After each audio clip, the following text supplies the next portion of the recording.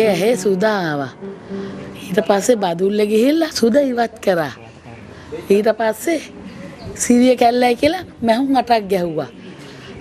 හිරි වට්ටලා. ඊට පස්සේ කාච දාන්න ඕනේ කිව්වා. මං ගෙදර ආවා. ඊට පස්සේ දෙපර වැවේ නැවතුණා.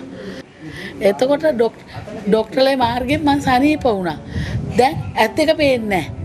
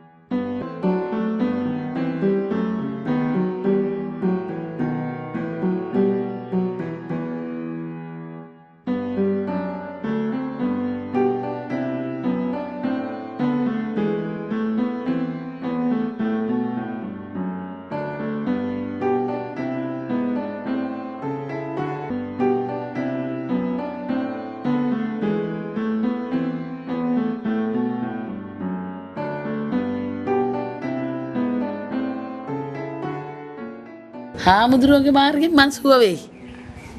මට සුවර් එකක් තියෙනවා. හාමුදුරුවෝ කිව්වා සති දෙකෙන් සුව කරලා දෙනවා කිව්වා. පොඩ්ඩක් හරි පෙනුම දෙනවා කිව්වා. මට සතුටුයි. අවුරුද්දයි මාස 3ක් යනවා පේන්නේ නැහැ. මහත්යගේ මෙහෙට තියෙන්නේ මට.